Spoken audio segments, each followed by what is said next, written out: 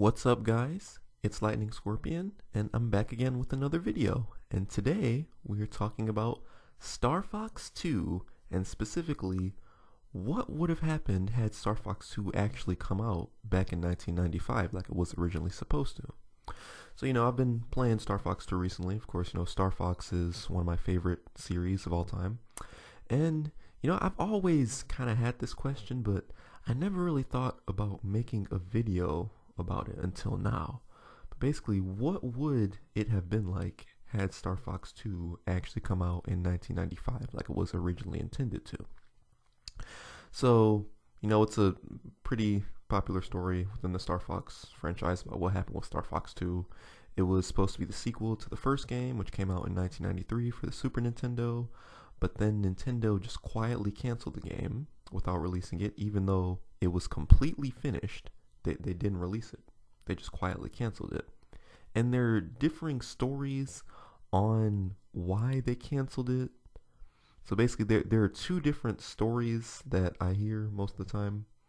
The first one that I hear, and the much more common one, is that Nintendo decided to cancel the game because the PlayStation was coming out right around that time, right around 1995, and they didn't want the graphics of Star Fox 2 to be compared to the PlayStation's far superior graphics, because the PlayStation was 32-bit and its graphics obviously looked much better than Star Fox 2's did. So they canceled the game because they figured it wouldn't be able to compete with the PlayStation 2's graphics. That's the most common story that I hear, but then the other one that I hear is that basically Nintendo decided to cancel the game because they didn't want people confused about the N64, because the Nintendo 64, which came out in 1996, they wanted people to think that that was their 3D system.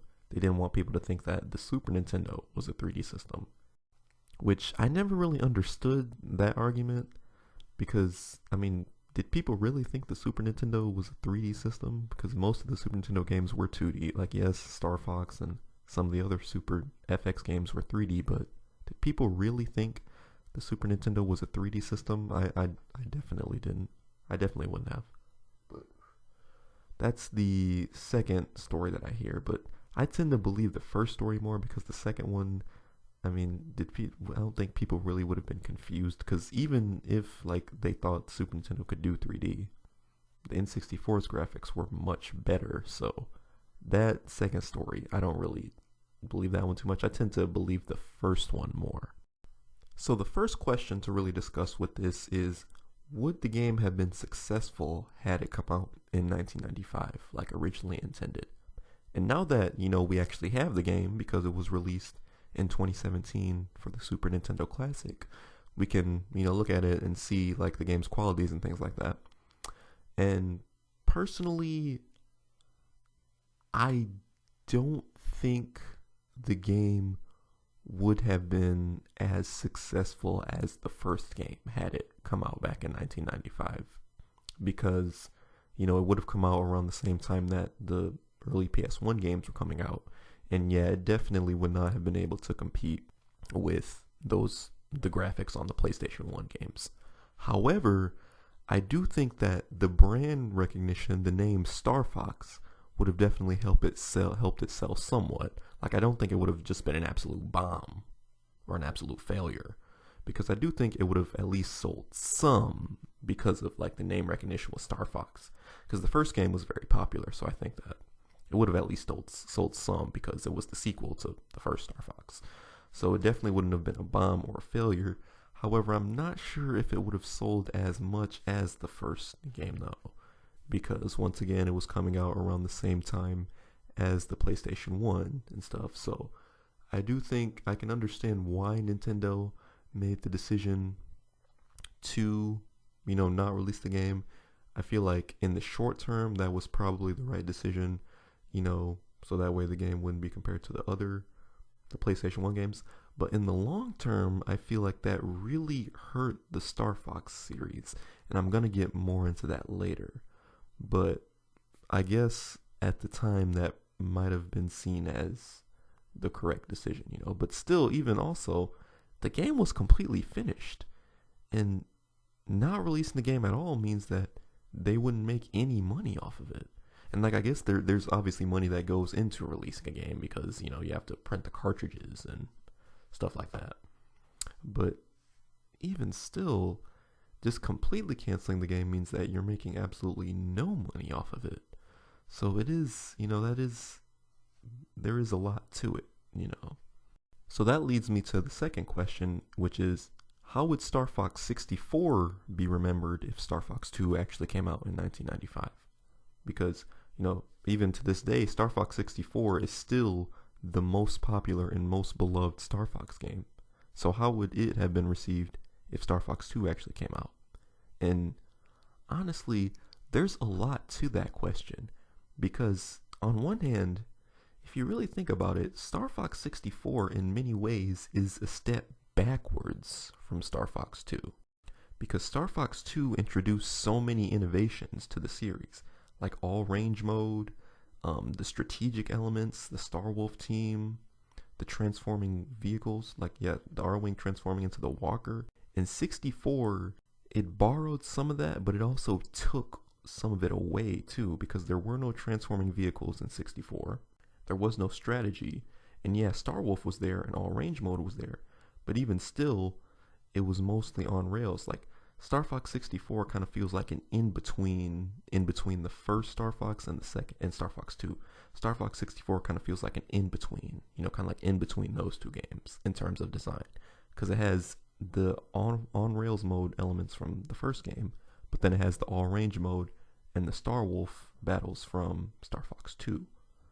So in many ways, it's kind of, I guess, more like an in between of Star Fox 1 and Star Fox 2, but it kind of abandons a lot of the innovations that Star Fox 2 brought to the table, like the strategy and the Walker, the transforming Arwings. All that was gone. That wasn't in 64. So how would 64 have been received, if it came out after Star Fox 2? Star Fox 2 added in all this cool stuff. 64 used some of it, but then it left out some other stuff, And with the later games, like Adventures, Assault, and Command, I honestly believe that they would be more appreciated if Star Fox 2 was actually released back then. Because those games, and I don't think a lot of people realize this, they basically borrow a lot from Star Fox 2. Like a lot of their elements are lifted from Star Fox 2, and I feel like that was intentional. Like I really believe that those games, they took elements from Star Fox 2 and tried to revitalize them. Like Adventures, of course we know Adventures was never originally meant to be a Star Fox game. It started off as Dinosaur Planet, for the N64. But even still, it has a lot of Star Fox elements. And of course, I'm not just talking about the shoehorned in Arwing segments, but a lot of the sort of ground exploration, the dungeon-like areas, that was in Star Fox 2. Star Fox 2 had kind of dungeon-esque areas that felt kind of like Zelda dungeons or like prototype 3D Zelda dungeons. In fact, Dylan Cuthbert, the developer of one of the original developers of Star Fox, has said in interviews that his sort of 3D prototypes for Star Fox 2 helped influence Super Mario 64's development. He said it gave Miyamoto the confidence he needed to start making Mario 64 and Ocarina of Time. So Star Fox 2 has not only influenced the entire Star Fox series, but games outside of Star Fox, like Super Mario 64 and Zelda Ocarina of Time. But with Star Fox Adventures, of course, it was never intended to be a Star Fox game.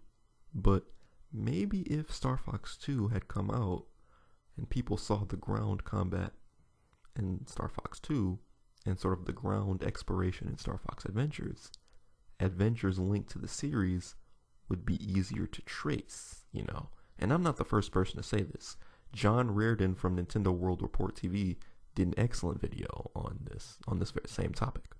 And then we move on to Assault. And honestly, Assault, I go back and forth between 64 and Assault, but Assault to me is the best Star Fox game. Well, either Assault or 64. But just because it takes elements from basically every Star Fox game before it. it has the on rails, the classic on rails space shooting action of the first game and of 64, along with the all range mode, like the Star Wolf fights in the all range mode of 64 and of Star Fox 2. But on top of that, it has the ground combat of Star Fox 2. And you can exit your ship too at any time. And honestly, I really believe that when they were developing Assault, they intended that ground combat to be sort of a revitalization of the abandoned concepts from Star Fox 2.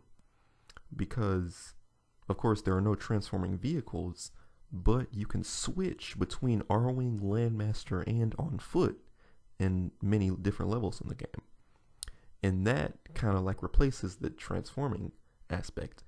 And honestly, like it's so fun to switch between Arwing, Landmaster, and on foot, and the game gives you incentive to do that. And it's just, not only is it really fun to do that, but I honestly think that was kind of like their way of revisiting those concepts from Star Fox 2. So once again, we see Star Fox 2 influencing the development of a later Star Fox game, even though it wasn't officially released.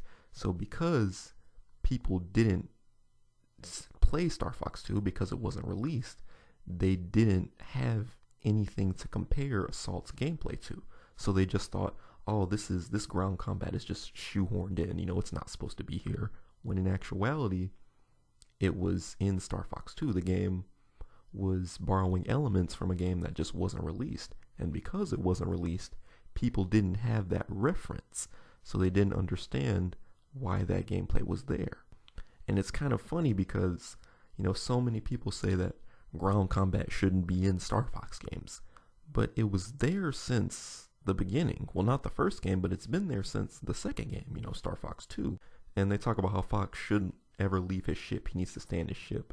But it's funny because in Star Fox 2, yes, you don't leave your ship, but your ship has legs. So it's basically the same thing, And it's just very interesting how people don't want Star Fox to incorporate ground combat when that was always a part of the series. But once again, since Star Fox 2 wasn't released, people didn't know that was always part of the series. And then we have Command. And with Command is probably, the game that was most heavily inspired by Star Fox 2. It basically used Star Fox 2 as a blueprint. Because Command is all about strategy. Which is, it's very interesting in hindsight to think, why would Nintendo, why would they have Star Fox Command be so heavily inspired by Star Fox 2 when they chose not to release Star Fox 2? So no one would have known what Command was inspired by because Star Fox 2 wasn't released. Once again, you see how the absence of Star Fox 2 in many ways hurt the reputation of the later games, because the games took so much inspiration from Star Fox 2, but since people didn't have Star Fox 2 as a reference, they didn't have Star Fox 2 to compare it to, they didn't know that the games were actually paying homage to, an earlier game in the series. They just thought that the series was doing all kinds of random experiments with stuff that it didn't fit. But in actuality, these elements were always a part of the series. And Command is probably the most, the biggest, most blatant example of that, because they literally made Command a spiritual successor to Star Fox 2. Other elements of Command notwithstanding, because personally, I think Star Fox 2 is a much better game and a much deeper game than Command, just because Command kind of took away sort of like the real-time strategy element. Like, yeah, Command had strategy, but the real-time system of the game was gone. And that, I think, kind of took away some of like that depth that Star Fox 2's strategy system really had.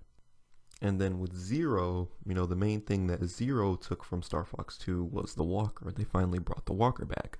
But I think they were much more vocal in the advertisement for that game that the Walker was from the unreleased Star Fox 2.